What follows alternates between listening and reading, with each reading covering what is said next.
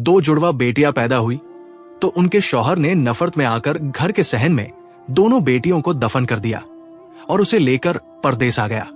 जब उसने झगड़ा किया तो शौहर ने उसे बहुत मारा और कहा कि तुझे भी उनके साथ दफन कर दूंगा। उसने मजबूर होकर अपनी बेटियों को अल्लाह के हवाले कर दिया। वो परदेस में अल्लाह से अपनी बेटियों की हिफाजत की दुआ मांगती रही, हर पल उन्हीं की याद में रोती रहती।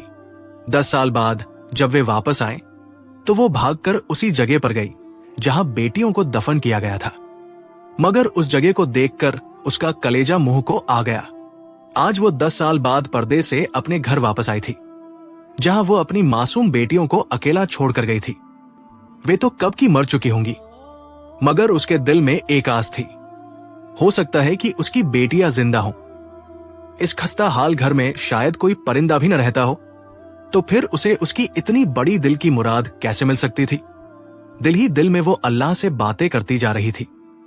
मैंने सारी जिंदगी तेरी इबादत की है, तू रहमान है, तू ही रहीम है, तू ही मारने वाला और जिंदा करने वाला है। आज तू ही मेरी मदद कर। तूने ही कोई मोजिजा दिखाना है। और उसे यकीन था कि अल्लाह उसकी मदद जरूर करेगा। अगर वो किसी को ये सारी बात बताती तो वो कहता कि तुम पागल हो। लेकिन हां, मोहब्बत और भरोसे वाले लोग पागल ही होते हैं। उसका नाम सारा था और उसकी शादी बहुत कम उम्र में हुई थी। उसे इस बात का कभी कोई अफसोस नहीं हुआ था। उसने कभी ये नहीं सोचा था कि उसकी जिंदगी में कुछ ऐसा हुआ जो नहीं होना चाहिए था। उसकी शादी बिल्कुल नॉर्मल हालात में हुई, न कोई जबरदस्ती थी, न कोई मजबूरी। वो दिल से खुश थी कि उसकी जिंदगी का एक नया सफर शुरू हो रहा है। वो शख्स जिससे उसकी शादी हुई, उसका नाम नवेद था। सुनने में आया था कि वो बहुत गुस्से वाला आदमी है। जब उसका निकाह हुआ और वो नवेद के साथ रुखसत होकर उसके घर आई तो सब ने उसे तरह तरह की बातें सुनाई। किसी ने कहा कि वो बहुत सख्त मिजाज है, किसी ने कहा कि वो किसी की गलती बर्दाश्त नहीं करता, किसी ने कहा कि उसकी नजर में सही और गलत बिल्कुल वाज़ेह है और अगर कोई गलती कर बैठे तो उससे ज्यादा जालिम कोई नहीं। उसने ये सब सुना, लेकिन उसने दिल में कोई खौफ महसूस नहीं किया। पहली रात उसने उसे साफ साफ कह दिया था कि अगर गलती करोगी तो मुझसे बुरा कोई नहीं होगा। लेकिन साथ ही उसने ये भी कहा था कि अगर वो अच्छे तरीके से रहेगी तो वो उसे अपने दिल की और घर की रानी बनाकर रखेगा। उस वक्त उसने सोचा कि ये तो बिल्कुल आम सी बात है। जिस तरह एक घर के उसूल होते हैं वैसे ही शायद उसके भी कुछ उसूल होंगे। और सच में ऐसा ही था। अगर वो अच्छे तरीके से रहती तो वो उसका बहुत ख्याल रखता था, उसकी हर छोटी बड़ी जरूरत का ध्यान रखता था, उसे इज्जत देता था, उसकी पसंद और नापसंद को अहमियत देता था। अगर कभी कोई गलती होती तो वो सिर्फ इतना ही कहता कि ये गलत हुआ है, आइंदा ख्याल रखना। हाँ, कभी कभार डांट भी देता था, लेकिन वो डांट किसी दुश्मनी या बदतमीजी की वजह से नहीं होती थी, बल्कि उसके अंदाज में भी एक अजीब सा ख्याल रखने वालापन होता था। लेकिन लोग उसे जालिम कहते थे। उसे ये सुनकर हैरत हुई थी कि जो शख्स उसका शौहर है, उसके साथ रहता है, उसकी हर जरूरत पूरी करता है, उसे खुद उसकी शख्सियत का असल अंदाजा नहीं है। और बाहर के लोग उसे ऐसा क्यों समझते हैं? वो बड़ा भाई था, खानदान के तमाम मामलात संभालता था, घर की जिम्मेदारियां उस पर थी। वो फैसला लेता था और उसका फैसला सबके लिए आखिरी होता था। शायद इसी वजह सिस्टम से सबको लगता था कि वो सख्त मिजाज है। दरमियान में नवेद की नौकरी बाहर के मुल्क में लग गई। सब बहुत खुश थे, वो उन्हें भी अपने साथ ले जाने वाला था। सब कुछ अच्छा जा रहा था। लेकिन अयन उस वक्त पता चला कि वो मां बनने वाली है और उस पर फिलहाल सफर करने की पाबंदी थी। उसने कहा कि कोई बात नहीं, जब औलाद इस दुनिया में आ जाएगी तब चले जाएंगे। इस बात ने उसे मजीद खुश कर दिया कि वो उसकी और उनके होने वाले बच्चों की सेहत को तरजीह दे रहा है। सब लोग उसकी किस्मत पर रश कर रहे थे, कह रहे थे कि एक तो अच्छा भला शौहर मिल गया जो मर्दों में मर्द जैसा लगता है, और फिर औलाद भी होने वाली है, और जैसे ही औलाद होगी हम सब बाहर के मुल्क चले जाएंगे। उसे लग रहा था कि उसकी जिंदगी मुकम्मल हो रही है। एक मोहब्बत करने वाला शौहर, एक आने वाली खुशी और एक बेहतरीन मुस्तकबिल। वो खुश थी। उसके शौहर के खानदान में अफराद ज्यादा नहीं थे, सिर्फ वो उसकी सास और उनकी आने वाली औलाद। इसके अलावा उसका दीवर और ससुर पहले ही बाहर के मुल्क में मुकीम थे। वही उनकी जिंदगी थी, वही उनका रोजगार था और वही वह अपनी दुनिया बसा चुके थे। यही वो लोग थे जिन्होंने उसके शौहर के लिए भी वहां नौकरी का बंदोबस्त किया था और उसके मुस्तकिल क्याम का इंतजाम भी करवा दिया था। नवेद के लिए एक सुनहरी मौका था एक नई जिंदगी की तरफ कदम बढ़ाने का। ये लोग खुद को बहुत आला मयार वाले समझते थे। उनकी बातों से हमेशा यही जाहिर होता था कि वो जिंदगी कोई खास मयार पर गुजारना चाहते हैं। वो आम लोगों से कुछ अलग है और उनका रहन सहन दूसरों से ज्यादा नफीस और मयारी है। खाते पीते जरूर थे, लेकिन इतनी दौलतमंद भी नहीं थे जितना वो जाहिर करते थे। उनकी बातों को सुनकर लगता था जैसे ये किसी बड़े सरमायादार खानदान से ताल्लुक रखते हैं, लेकिन हकीकत में उनका मयार जिंदगी आम मुतवस्सित तबके के अच्छे दर्जे में आता था। एक चीज जो उसने इस घर में बहुत शिद्दत से महसूस की वो थी हर किसी के जिस्मानी खुदो उखाल पर तंज करना। बॉडी शेमिंग इस खानदान में आम बात थी। अगर किसी की रंगत सावली थी तो वो मजाक का निशाना बनता। अगर कोई मोटा होता तो उसे तंजिया जुमले सुनने पड़ते। अगर किसी की नाक मोटी होती, आंखें छोटी होती या दांत कुछ बड़े होते तो वो उनके लिए एक मुस्तकिल गुफ्तगू का मौजू बन जाता था। उसने शुरू में सोचा कि शायद ये इत्तिफाकिया बातें हैं, लेकिन फिर उसे एहसास हुआ कि ये सब उनके लिए मामूल की बात थी। जब भी घर में कोई आता, उसके जाने के बाद घंटों उसकी जिस्मानी बनावट और शक्लो सूरत पर तबसरे होते रहते। शुरू में उसे ये सब बहुत अजीब लगता था। वो सोचती कि ये लोग दूसरों की जिस्मानी खुसूसियात को लेकर इतनी तफसील से बात क्यों करते हैं, लेकिन फिर उसे एहसास हुआ कि ये उन सब के लिए बिल्कुल नॉर्मल बात थी। ये उनका रोजमर्रा का मसला था जिसे बदलना मुमकिन नहीं था। वो दूसरों के बारे में बातें करते, उनके नक्काइस निकालते और शायद इसीलिए अपनी तसली हासिल करते थे। वो अक्सर सोचती कि जब वो उनके सामने नहीं होती तो शायद उसके बारे में भी ऐसी ही गुफ्तगू होती होगी। अगर देखा जाए तो उसके अंदर कोई खास जिस्मानी कमी नहीं थी। वो लंबी भी थी, दुबली पतली भी, उसकी रंगत भी साफ थी। उसकी नाक छोटी, दांत बारीक और नक्श मुतनासिब थे, लेकिन फिर भी ये सोचकर अजीब लगता था कि शायद वह भी उनके तंज का एक मौजू बन चुकी हो। किसी के भी बारे में यूं गुफ्तगू करना अच्छी बात नहीं होती, लेकिन उनके लिए ये सब आम था और वो उसे बदल नहीं सकती थी। उन दिनों उसकी जिंदगी एक नया मोड़ ले रही थी।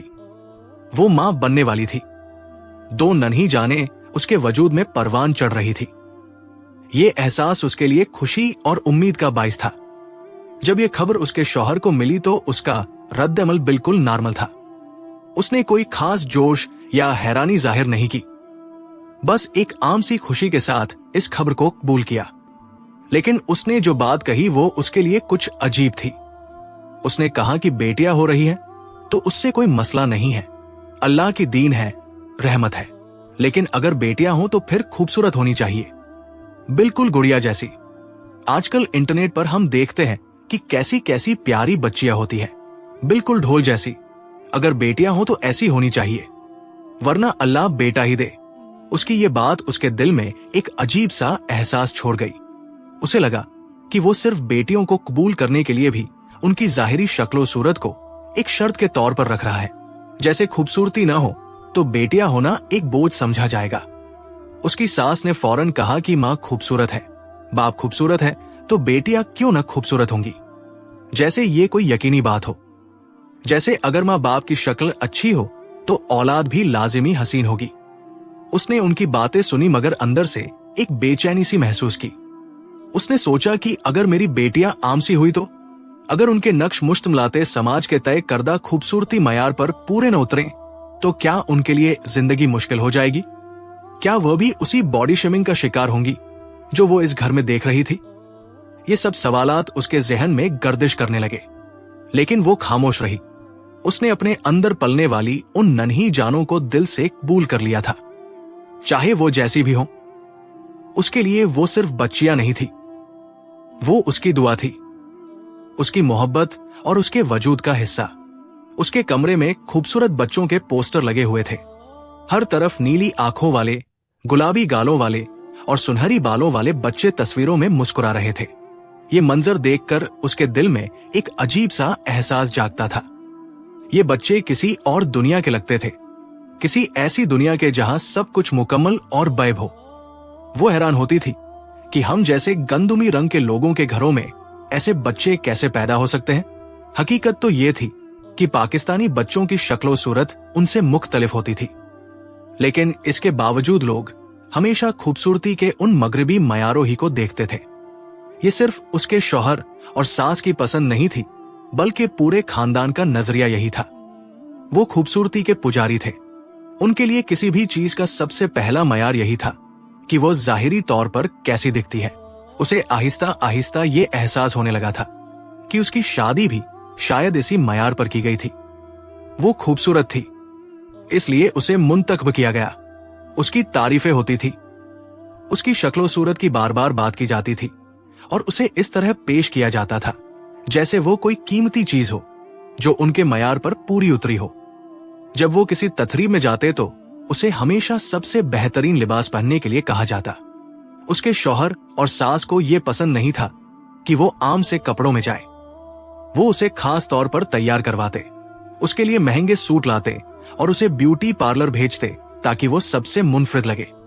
जब वो महफिल में जाती तो लोग उसकी तरफ मुतवज्जे हो जाते।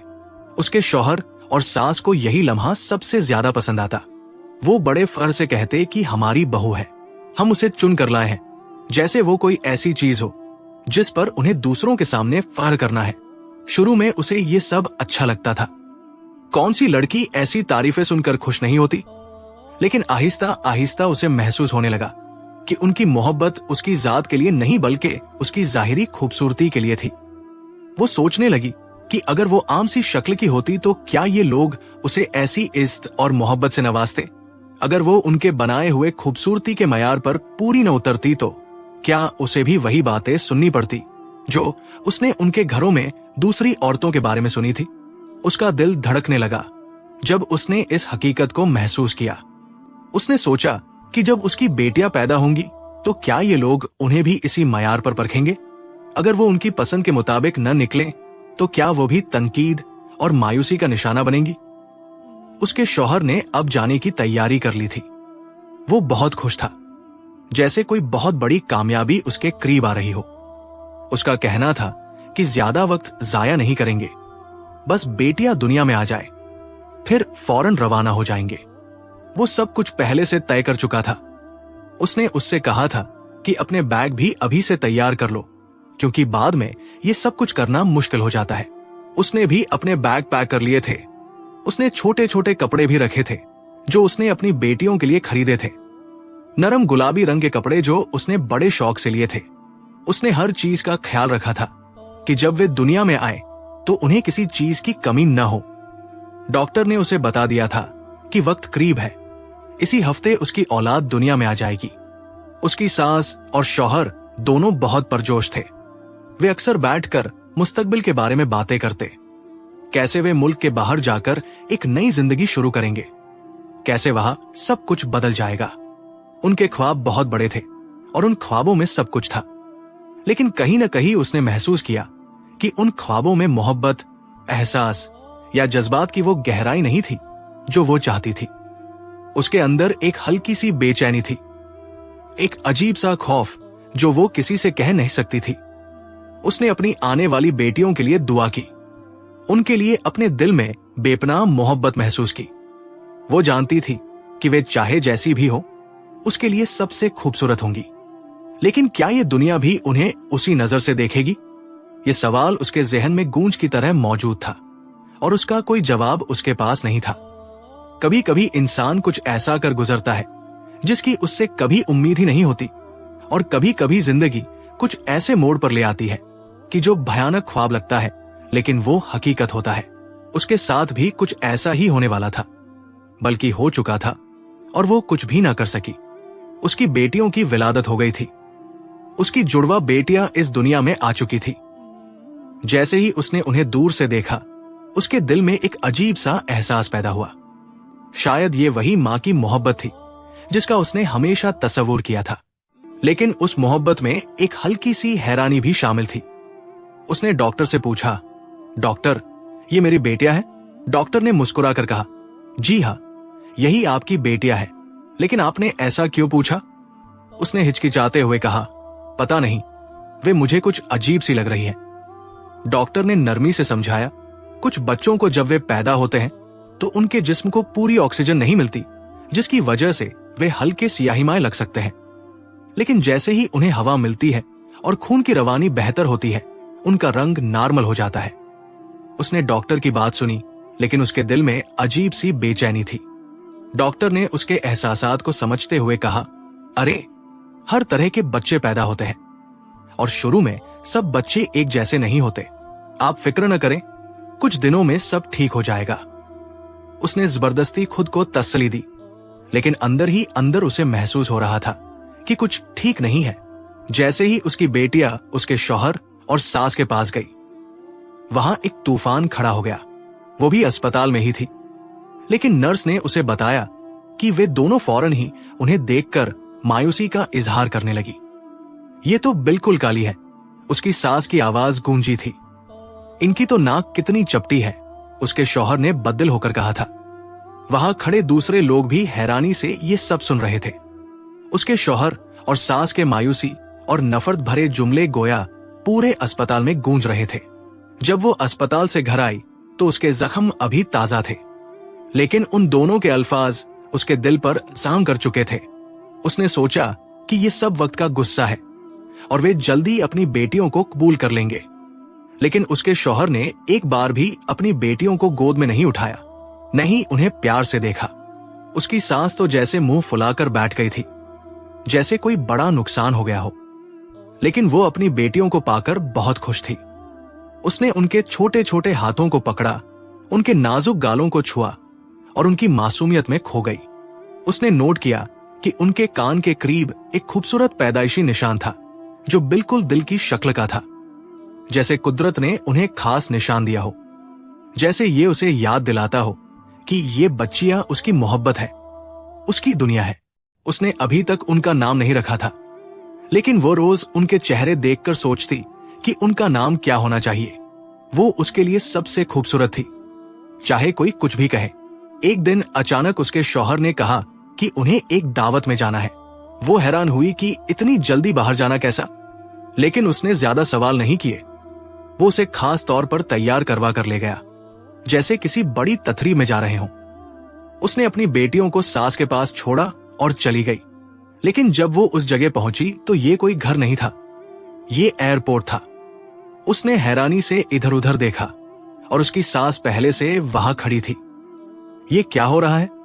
उसने परेशान होकर पूछा। उसकी नजर फौरन उसकी सास के हाथों की तरफ गई, लेकिन उसकी बेटियां कहीं नजर नहीं आई। उसका दिल एकदम से धड़कने लगा। मेरी बेटियां कहां हैं? उसने घबरा कर पूछा। उसके शौहर ने नजरें चुराई और उसकी सास ने चुपचाप दूसरी तरफ देखना शुरू कर दिया। चलो, फ्लाइट लेट हो रही है। उसके शौहर ने उसका हाथ पकड़कर तेजी से आगे बढ़ने की कोशिश की। लेकिन मेरी बेटियां कहां हैं? वो रोते हुए बोली, लेकिन कोई जवाब नहीं दिया गया। उसे जबरदस्ती फ्लाइट में बिठा दिया गया। वो लगातार चीखती रही, रोती रही, इल्तिजा करती रही कि उसे उसकी बेटियों के पास वापस ले जाया जाए, लेकिन किसी ने उसकी एक न सुनी। उसके शौहर ने आखिरकार ठंडी आवाज में कहा, ऐसी बेटियों को साथ लेकर जाएंगे तो गोरों के शहर में लोग हम पर हंसेंगे। ये अल्फाज उसके कानों में आग की तरह उतर गए। उसकी सांस रुकने लगी। उसकी दुनिया अंधेरी हो गई। बस छोड़ दिया उन्हें, वे वही रहेंगी जो उनकी किस्मत है। ये आखिरी अल्फाज थे जो उसने सुने। उसके बाद हर चीज धुंधला गई। उसने चीखना चाहा, शोर मचाना चाहा, लेकिन उसके अंदर से कोई आवाज नहीं निकल रही थी। जब उसकी आंख खुली तो उसे लगा कि वो किसी गहरे ख्वाब में थी, लेकिन हकीकत उससे भी ज्यादा भयानक थी। वो अस्पताल के बिस्तर पर थी। ये कहां हूं मैं? उसकी आवाज कमजोर थी। एक नर्स ने आकर बताया, आप कोमा में चली गई थी। आपकी जहनी हालत बहुत मुतासिर हुई थी।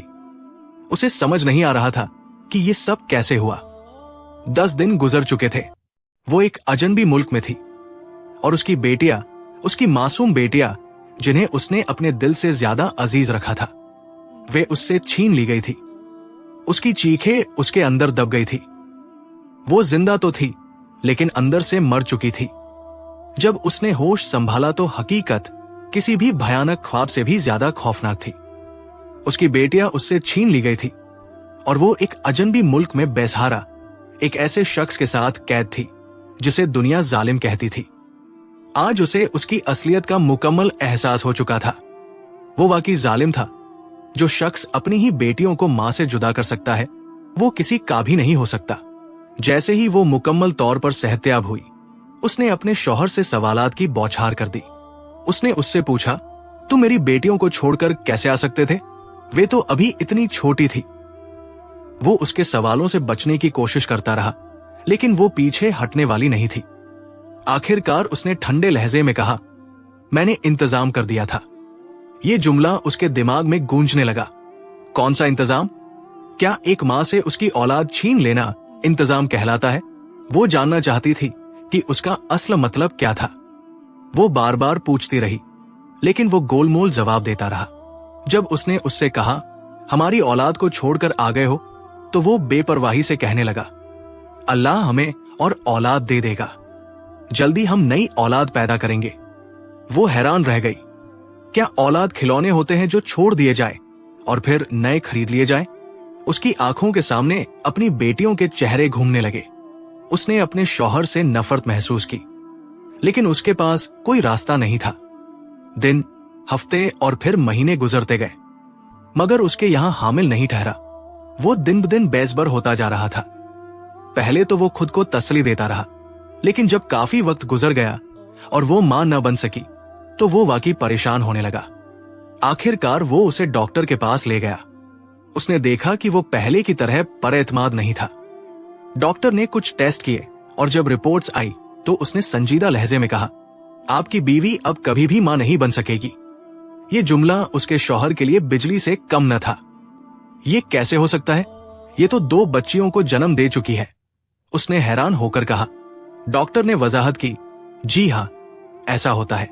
कभी कभी औरत एक बार मां बनने के बाद किसी जिस्मानी या हार्मोनल मसले की वजह से दोबारा हामिल नहीं हो सकती। आप जितना मर्जी इलाज करवा लें, कुदरत का फैसला बदल नहीं सकता। उसका शौहर हैरान रह गया। वो जो नई औलाद के ख्वाब देख रहा था, उसके सारे ख्वाब बिखर गए थे।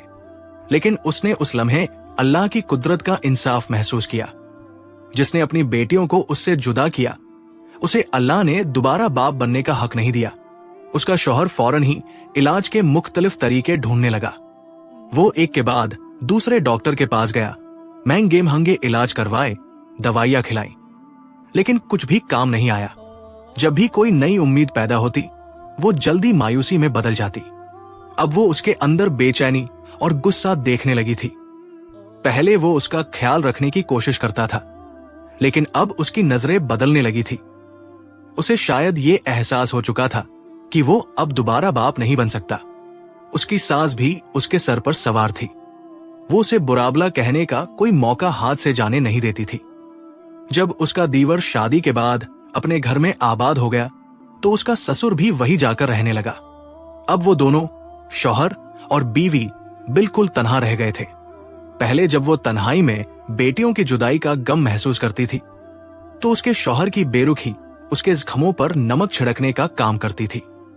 लेकिन अब जब वो भी तन्हा होने लगा था, तो उसने उसके चेहरे पर परेशानी देखनी शुरू कर दी।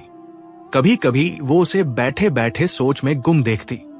उसकी आंखों में परेशानी होती, जैसे वो अपने माजी के किसी फैसले पर पछता रहा हो। शायद अब वो ये महसूस करने लगा था कि अल्लाह ने उससे उसके गुनाहों का हिसाब लेना शुरू कर दिया है। लेकिन उसने सोचा कि अगर गुनाह करने वाला सजा के बारे में इतना ही सोचे, तो गुनाह क्यों करे? उसे अपनी सजा का एहसास हो चुका था, मगर वो कभी अपनी गलतियों पर शर्मिंदा नहीं हुआ। कभी उसने इकरार नहीं किया कि उसने जो किया वो जुल्म था। जिंदगी यूं ही गुजरती रही, लेकिन वो अंदर से टूट चुकी थी। उसकी दुनिया वही रुक गई थी जब उसकी बेटियां उससे छीनी गई थी। और उसका शौहर, वो भी अब वो नहीं रहा था जो पहले था। दिन गुजरते जा रहे थे, लेकिन एक सवाल उसके दिल में हमेशा कांटे की तरह चुभता रहता था। मेरी बेटियां कहां होंगी? क्या वे खैरियत से होंगी? क्या वे भी मां की जुदाई को महसूस करती होंगी? ये सोचे उसे जिंदा दफन किए जा रही थी। और उसका शौहर, जो कभी उसके मुंह से बेखबर था, अब खुद अपने किए गए फैसलों की आग में जल रहा था। वक्त का पहिया चलता रहा। दिन, हफ्ते, महीने और फिर साल गुजरते गए। पता ही नहीं चला कब 10 साल बीत गए। लेकिन उसके लिए ये 10 साल किसी कैद से कम न थे। हर दिन उसकी बेटियों की याद में गुजरा। हर लम्हा उसने उनकी जुदाई का दुख महसूस किया। उसने खुद को कभी भी इस गफलत में नहीं डाला कि वो उन्हें भूल जाए। वो उन्हें कैसे भूल सकती थी? वे तो उसके वजूद का एक हिस्सा थी। उसका खून, उसका दिल, उसकी सांसें। कई रातें ऐसी थी जब वो अपनी बेटियों के बारे में सोचते सोचते रोते हुए सो गई थी। कभी कभी वो ख्वाब में उन्हें देखती, कभी वे उसके करीब होती, कभी किसी अजनबी जगह पर खोई होती और वो उन्हें ढूंढने की कोशिश कर रही होती। वो हर ख्वाब से तड़प कर जागती और उसकी आंखें भीगी होती। उसके शौहर के साथ उसका रिश्ता अब महज एक रस्मी रिश्ता रह गया था। वो उसके लिए अजनबी हो चुका था और शायद वह भी उसके लिए बदल गई थी। उसने उसके साथ रहना छोड़ दिया था। कम बोलती थी, कम सुनती थी और दिल में सिर्फ एक ही मकसद था, अपनी औलाद को तलाश करना। इन 10 सालों में उसने एक पल के लिए भी अल्लाह से दुआ मांगना नहीं छोड़ा। वो रोज सूरह यासीन पढ़कर अपनी बेटियों की हिफाजत के लिए अल्लाह से फरियाद करती थी। उसने अल्लाह से कहा था, या अल्लाह, मैं अपनी बेटियों को तेरे सुपुर्द करके आई थी। मैंने उन्हें छोड़कर नहीं आई थी। तू उनकी हिफाजत फरमा, उन्हें अपने अमान में रख और मुझे किसी न किसी तरह उनसे मिला दे। अल्लाह का वादा है कि अगर बंदा सिर्फ उसी से मांगे तो वही उसके लिए काफी होता है। उसने वाकई सिर्फ उसी से मांगा था। उसने किसी इंसान के आगे हाथ नहीं फैलाए, किसी से मदद नहीं मांगी, बस अपने रब के दर पर झुकी रही। एक दिन जब वो खिड़की के पास बैठी खामोशी से बाहर देख रही थी, उसका शौहर उसके पास आया। उसने मुड़कर भी नहीं देखा, लेकिन उसकी आवाज में एक अजीब सी नरमी और शिकस्तगी थी। माफ कर दो मुझे, उसने धीमे लहजे में कहा। वो चुप रही, कोई जवाब न दिया। वो उसके करीब आकर खड़ा हो गया और कहा, बताओ तुम क्या चाहते हो? मैं तुम्हारी ख्वाहिश पूरी कर दूंगा। उसने गहरी सांस ली और पहली बार अपनी दिली ख्वाहिश उसके सामने रखी। मुझे पाकिस्तान जाना है। वो हैरान रह गया। शायद उसने सोचा भी न था कि वो ऐसा कुछ मांगेगी। किस लिए? उसने सवाल किया। मैं अपने मां बाप से मिलने जा रही हूं, उसने मुख्तसर जवाब दिया। वो कुछ लम्हे उसे देखता रहा, फिर बोला, तुम जाकर क्या करोगी? इतने साल गुजर गए हैं, सब कुछ बदल चुका होगा। मैं ये जाकर देखूंगी।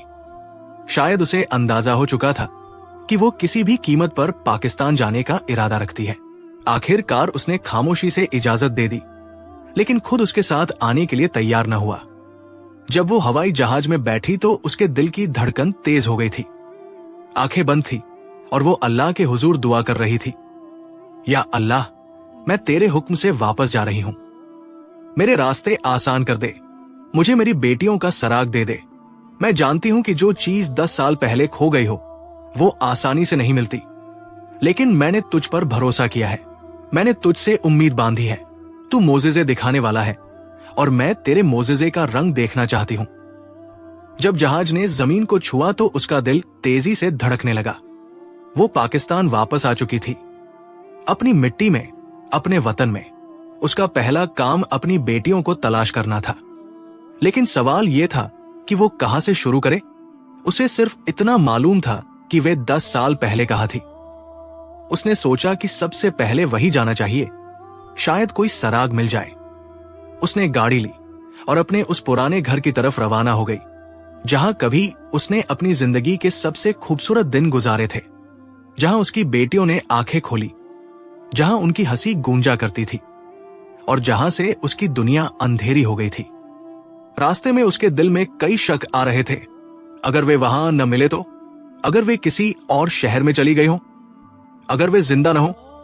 उसने फौरन ये सोच झटक दी, नहीं, मैंने उन्हें अल्लाह के सुपुर्द किया था और अल्लाह की हिफाजत में दी हुई चीज कभी जाया नहीं होती। उसके दिल में उम्मीद का दिया जल रहा था और वो जानती थी कि उसका रब उसे मायूस नहीं करेगा। ये सफर सिर्फ एक माँ का अपनी बेटियों को ढूंढने का नहीं था, बल्कि एक यकीन था, एक दुआ, एक मोज़ेज़े के इंतजार का सफर था।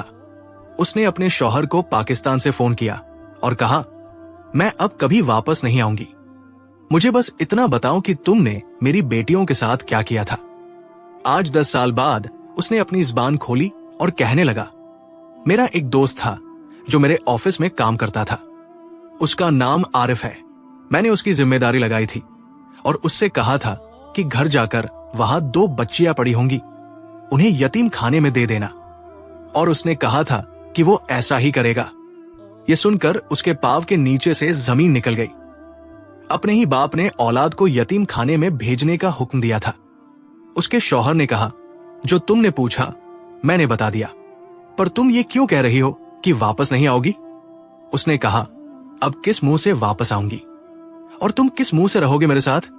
हमारा रिश्ता यही तक था। उसने फोन बंद कर दिया। उसे नहीं पता था कि अब वो कहां जाने वाली थी, लेकिन इस वक्त उसे उस आदमी पर सबसे ज्यादा गुस्सा आ रहा था। वो फौरन आरिफ से मिलने के लिए उसके घर चली गई। उसके शौहर ने उसके घर का पता बताया था और नंबर भी। नंबर तो बन जा रहा था, लेकिन घर पहुंचना था। अब पता नहीं क्या होने वाला था। उसने सोचा, अगर वो सचमुच उन्हें यतीम खाने में दे गया था तो मैं वहां जाऊंगी और उन्हें वापस ले लूंगी। एक तरह से देखा जाए तो उसे सब कुछ आसान लग रहा था। शायद वो जल्दी ही अपनी बेटियों से मिलने वाली थी। उसका दिल बेपनाह धड़क रहा था। उसकी आंखों में आंसू थे, मगर अब ये आंसू कमजोरी के नहीं थे। ये आंसू गुस्से के भी थे, बेबसियों के भी, और उस दुख के भी जो उसे सालों से सहना पड़ रहा था। उसने आरिफ के नंबर पर बार बार कॉल मिलाई, मगर फोन बंद जा रहा था। उसके पास अब सिर्फ एक ही रास्ता था, वो खुद जाकर उससे मिले। कुछ ही देर में वो आरिफ के घर के सामने खड़ी थी। एक पुराना सा मकान था जिसके दरवाजे पर रंग उखड़ा हुआ था। उसने जोर से दरवाजा खटखटाया। कुछ लम्हों बाद एक औरत ने दरवाजा खोला, दरमियानी उम्र की, आंखों में हैरानी। जी, आपको किससे मिलना है? मुझे आरिफ से मिलना है, वो घर पर नहीं है। आप कौन है? ये जरूरी नहीं कि मैं कौन हूं, बस ये बताइए वो कब तक आएंगे? वो ज्यादातर शाम को आते हैं। मुझे उनसे बहुत जरूरी बात करनी है। क्या मैं अंदर आ सकती हूं? वो औरत कुछ पल सोच में रही, फिर पीछे हट गई। वो अंदर दाखिल हो गई। घर सादा था। एक छोटा सा सहन था जहां चारपाई पड़ी थी। वो उस पर बैठ गई और इंतजार करने लगी। कई घंटे उसी इंतजार में गुजर गए। आखिरकार दरवाजा खुला और एक आदमी अंदर आया, दरमियानी उम्र का, आम से कपड़े पहने हुए। उसने उसे देखते ही हैरानी से आंखें फैला दी। आप कौन? वो खड़ी हो गई। तुम आरिफ हो? उसने कहा। नहीं, मैं आरिफ नहीं हूं।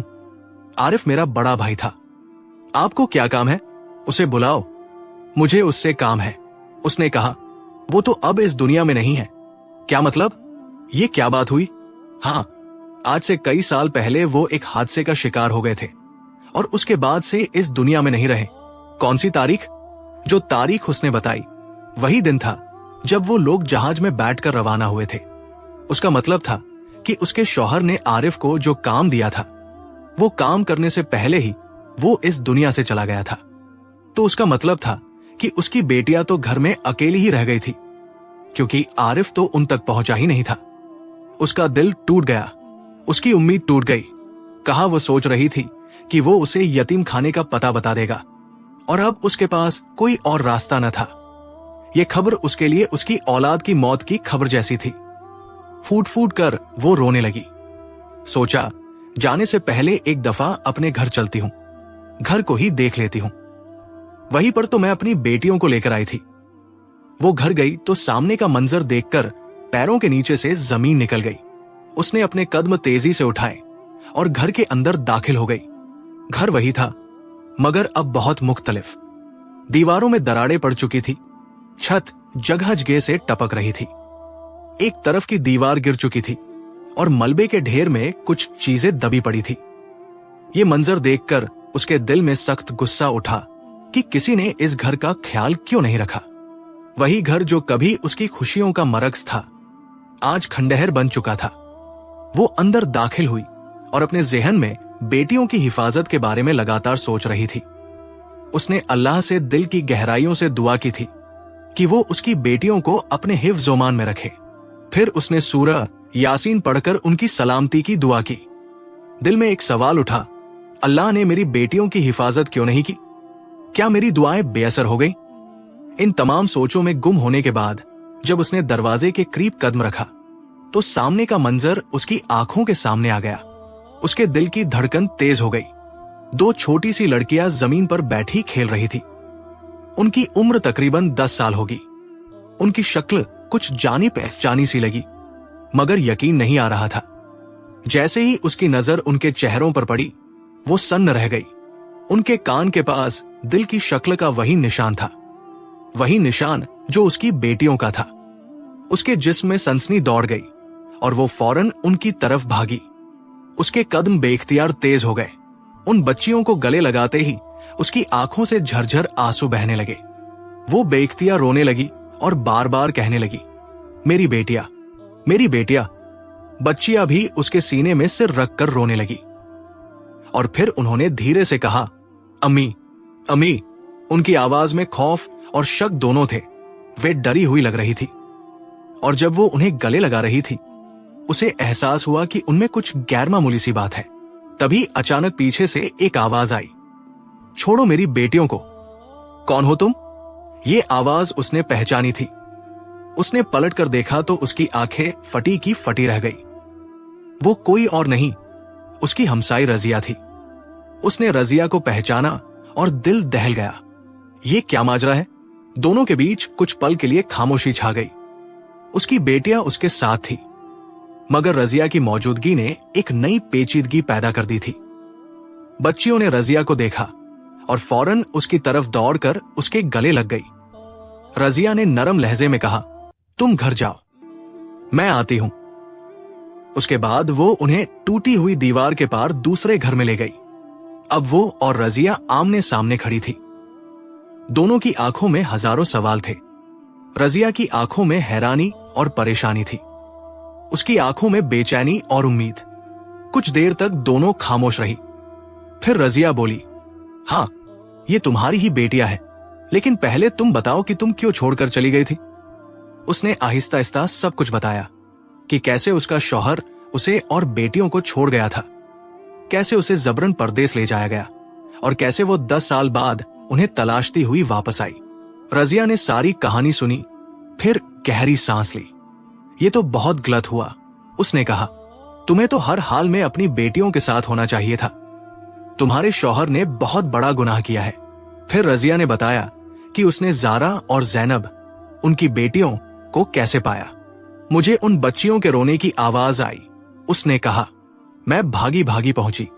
देखा, दोनों नन्ही बच्चियां घर के आंगन में अकेली रो रही थी। चारों तरफ सन्नाटा था। जब तुम्हारा कोई अतापता नहीं मिला तो मैंने उन्हें उठा लिया, उन्हें अपनी गोद में लिया और घर ले आई। उसकी आंखों में आंसू भर आए। फिर जब तुम लोग नहीं लौटे, मैंने फैसला किया कि मैं ही इन्हें पालूंगी, और तब से ये मेरे साथ है। वो रो पड़ी। तुम्हारी जिंदगी कैसे गुजरी? उसने पूछा। रजिया ने कहा, मेरे शौहर ने मुझे मेरी बाचपन की वजह से छोड़ दिया था। उसने दूसरी शादी कर ली। मैं अकेली रह गई। मैंने मजदूरी की, कपड़े सिले और इन बच्चियों को पालने में अपनी जिंदगी लगा दी। उसका दिल पिघल गया। रजिया ने न सिर्फ उसकी बेटियों की हिफाजत की थी, बल्कि उन्हें मां की ममता भी दी थी। मैंने उनके नाम जारा और जैनब रखे। रजिया ने मुस्कुराकर कहा, वे मुझे ही अम्मी समझती है। उसका दिल भर आया, लेकिन उसके जहन में एक सवाल घूम रहा था। क्या उन्हें सच बताना चाहिए कि वे असल में मेरी बेटियां हैं, या उनकी मासूमियत ऐसे ही सलामत रहे? रजिया ने कहा, नहीं, इन बच्चियों को ये सब नहीं बताना चाहिए। वे जो समझती है वही ठीक है। उनकी दुनिया को मत बदलो। वो सिर झुकाकर बोली, ठीक है, मैं वापस नहीं जा रही। मैं तुम्हारे साथ ही रहूंगी, जारा और जैनब के साथ। मेरे पास कुछ पैसे हैं, उसने आगे कहा। मैं उन्हें किसी छोटे कारोबार में लगाना चाहती हूं, ताकि हम तीनों मिलकर एक नई जिंदगी शुरू करें। रजिया मुस्कुराई। तुम्हारी बातें मुझे पसंद आई। मैं भी तुम्हारे साथ हूं। हम मिलकर सब संभालेंगे। उसके दिल में सुकून उतर आया। अल्लाह ने उसके लिए ऐसा रास्ता बना दिया था जिसकी उसने कल्पना भी नहीं की थी। अब वो जारा और जैनब के साथ रहने लगी। शुरू में बच्चियां थोड़ी हिचकिचाई, लेकिन रजिया की मोहब्बत और उसके नरम मिजाज ने उनके दिल जीत लिए। कुछ ही दिनों में उसने उन्हें सिखाया कि वो उसे छोटी अम्मी कहकर पुकारे। ये छोटा सा कदम उसके दिल को गहरी तसल्ली दे गया। उसकी दुआएं कबूल हो चुकी थी। अल्लाह ने मोजिजा दिखाया था। वो घर जो कभी उसके एक मोह की निशानी था, अब नई जिंदगी की शुरुआत बन चुका था। वो खुश थी क्योंकि उसकी जिंदगी में अब जारा, जैनब और रजिया थी। तीनों एक दूसरे के साथ एक छोटे से घर में मगर बड़ी मोहब्बत के साथ रहने लगे। हर दिन एक नई उम्मीद लेकर आता। हर शाम अल्लाह का शुक्र अदा करते हुए ढलती। उसका शौहर बार बार फोन करता, मगर उसने हमेशा एक ही जवाब दिया, अब मैं वापस नहीं आऊंगी। वो अब किसी के सहारे की तलाश में नहीं थी। उसकी बेटियां ही अब उसका सहारा थी। वो जानती थी, जिसने बेटियों को रहमत कहा है, वही रब अब उसकी जिंदगी में रोशनी बन चुका है। और इस तरह सारा, जारा, जैनब और रजिया, चार औरतें एक टूटी हुई कहानी से एक नई दुनिया बना चुकी थी। उनका अतीत आंसुओं में डूबा था, मगर उनका भविष्य अल्लाह की रहमत की रोशनी में चमक उठा था। इस सब के बावजूद उसने रजिया का शुक्रिया अदा किया, जिसने उसकी बेटियों की हिफाजत की और उन्हें एक मां का साया दिया, जब वो खुद उन्हें अपनी मुश्किलात की वजह से नहीं दे सकती थी। रजिया ने वो सब कुछ किया जो एक हकीकी मां अपने बच्चों के लिए करती है, और उसकी मदद की बदौलत आज उसकी बेटियां महफूज थी और वो भी सुकून की जिंदगी गुजार रही थी। अब वो, रजिया और जारा जैनब अपने नए तौर तरीकों से जिंदगी गुजारने की कोशिश कर रही थी। इस बाब में उसकी दुआएं और अल्लाह की मदद शामिल थी, और वो जानती थी कि उसकी जिंदगी अब एक नई सिमत में चल पड़ी थी। आज भी हमारे समाज का रवैया हमें एक ऐसा सवाल पेश करता है जिसका जवाब तलाश करना जरूरी है। क्यों आज भी लोग खूबसूरती और बदसूरती के पीछे इतने पागल हैं? इस बेबुनियाद मयार के पीछे दौड़ते हुए हम अक्सर अपनी हकीकत और अल्लाह की तकदीर को नजरअंदाज कर देते हैं। अल्लाह ने हमें जो भी रंग, शक्ल या जिस्मानी खुसूसियात दी है, वो उसकी तख्लीक का हिस्सा है। यही हमारी जिंदगी की हकीकत है और हमें इस पर शिकायत करने का कोई हक नहीं। क्या ये हकीकत कम थी कि अल्लाह ने हमें औलाद दी थी? लेकिन फिर भी हम ये सोचते हैं कि वो किस रंग की है, किस शक्ल की है, या क्या वो हमारी तवक्को के मुताबिक नजर आती है या नहीं। हम ये भूल जाते हैं कि अल्लाह ने हमें जो कुछ दिया है वो हमारी तकदीर और उसकी हिकमत का हिस्सा है। हमें इस पर शुक्रगुजार होना चाहिए, न कि इस पर एतराज करना चाहिए। क्या ये हकीकत कम थी कि अल्लाह ने हमें जिंदगी दी थी, हमें अक्ल दी थी और हमें अपने रास्ते पर चलने की सलाहियत दी थी? फिर ये कि हम क्यों खूबसूरत या बदसूरत की तमीज करते हैं? किसी की जिस्मानी जाहिरी शक्ल की बुनियाद पर उसे कद्र देने या कमतर समझने का क्या हक है? अल्लाह की तख्लीक पर कोई एतराज करना दरअसल अल्लाह के खालिक होने पर एतराज करना है। अल्लाह की बनाई हर चीज की अपनी एक अहमियत और मकसद है, और उससे नफरत करना दरअसल खालिक से नफरत करने के बराबर है। हमें यह समझना चाहिए कि अल्लाह की हर तख्लीक खूबसूरत है, चाहे वो शक्लो सूरत के एतबार से हमारी पसंदीदा हो या न हो। असल खूबसूरती तो दिल की सफाई और इंसानियत में है, और यही चीज हमें अल्लाह के करीब ले जाती है। अल्लाह ने हमें जो कुछ भी दिया है, हमें उस पर शुक्रगुजार होना चाहिए और उसकी तख्लीक के बारे में गौर करना चाहिए। हमें अपने अंदर और दूसरों में अल्लाह की तख्लीक को इज्जत देनी चाहिए, क्योंकि यही वो तख्लीक है जो हम सबकी तकदीर का हिस्सा है।